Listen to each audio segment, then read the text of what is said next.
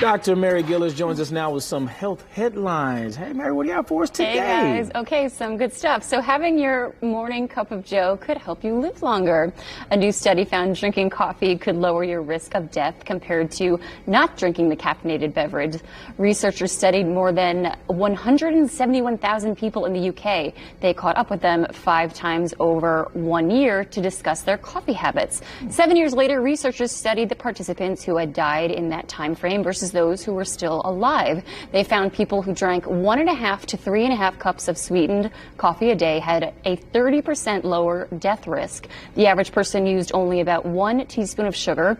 Meanwhile, unsweetened coffee drinkers had between a 16 and 29% lower death risk.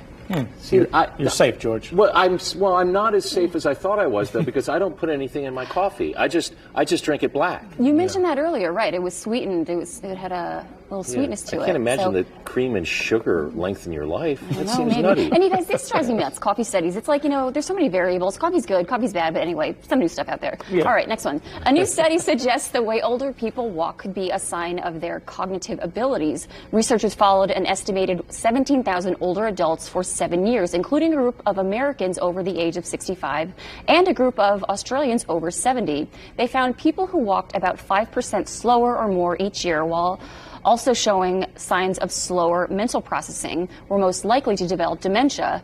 There are things people can do to reverse brain shrinkage that comes with typical aging. Studies have found aerobic exercise increases the size of the hippocampus, increasing some aspects of memory. That's interesting. Now what about guys that walk with purpose to the other end of the television station, arrive there, and can't remember why they've gone there?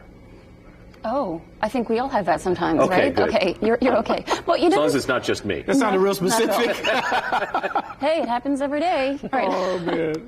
All right, so guys, let's get to this one. In Colorado, people conceived by sperm, egg, or embryo donations will now have the right to learn their donor's identity. Under the new law, they could do this at age 18 or earlier with the consent of their legal parent or guardian. They'll also have the right to obtain their donor's medical history. Donors will be expected to update their contact and medical information with the agency or fertility clinic at least once every 3 years. The law also orders providers to make a good faith effort to determine how many families are established as a result of each donation. And it places a limit on the number of families a single donor can establish. The new requirement takes effect in 2025. Guys, I love this one because the medical records, you need to know what type of chronic diseases you may be at risk for. It's important. You always need to know that, for sure.